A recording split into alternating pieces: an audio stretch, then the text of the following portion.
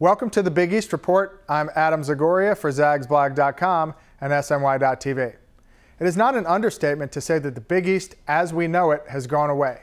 With the plates shifting under the foundation of the conference and all of college sports in general, we look at where the conference is today, knowing that more change is coming tomorrow.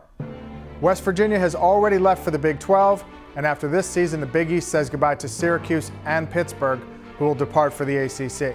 We know it's a business. We know college athletics has changed and how things work, and I think everybody understands what we had to do, and we understand the Big East has to look out for themselves too and their remaining teams. So, I mean, you want to, for a split second, maybe you want to be upset or angry, but there's no point in it. There's no point. It's a good thing for everybody. Whether or not that's true, the teams left behind have no choice but to spin things in a positive light.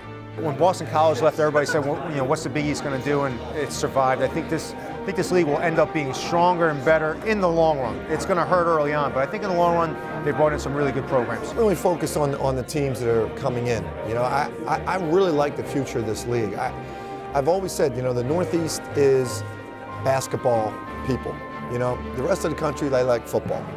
Kids that grow up in the Northeast, they play basketball. The question remains how the likes of Memphis or Temple will fit in place of programs with not only great traditions, but most importantly, huge local followings. And they're tremendous basketball programs, and they will be. The last I looked, they didn't have too many fans living in New York City the last time I looked, so we'll see how that all works. I think teams that come into the Big East have heightened their awareness nationally because of being a part of the Big East. I think coaches have heightened their awareness nationally because they're part of the Big East.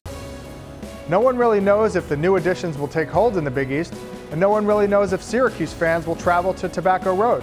But change is certain, and it is up to the conference itself to prove it can survive.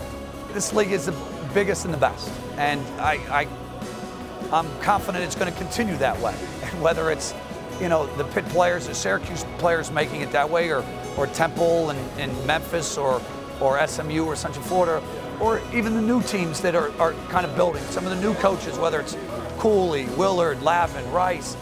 Now maybe we can take some consistency in becoming top-of-the-line programs. I think the teams that are coming in are going to get better. I think the teams that are here are going to maintain that connection to Northeast basketball and the great passion and tradition that makes up the Big East, playing in the Garden, New York City, and I'm excited about where we're going. A season of transition has begun, and we can only wait and watch as the Big East embraces its new future. I'm Adam Zagoria. Thanks for watching the Big East Report.